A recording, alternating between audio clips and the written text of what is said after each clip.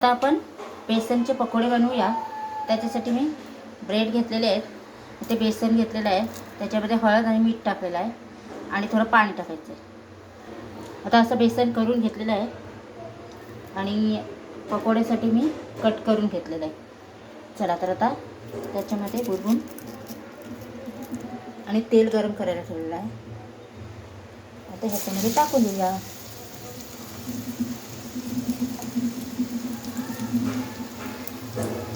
बिना सोरेशी आपला पकोडा तयार खाण्यासाठी।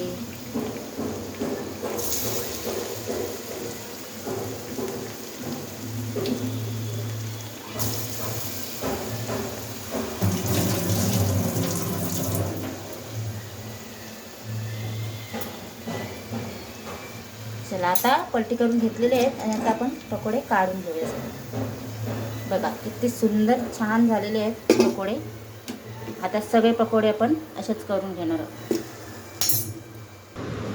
चला आता पकोडे आपले खाण्यासाठी तयार आहेत। मस्त एकदम कुरकुरीत भाजलेले आहेत आणि मस्त झालेले आहेत, खाण्यासाठी तयार आहेत। 5 मिनिटात आपले पकोडे खाण्यासाठी तयार आहेत। आणि माझा व्हिडिओ आवडला तर नक्की लाईक करा, शेअर करा, कमेंट करा। स्वस्त का मस्त पकोडे।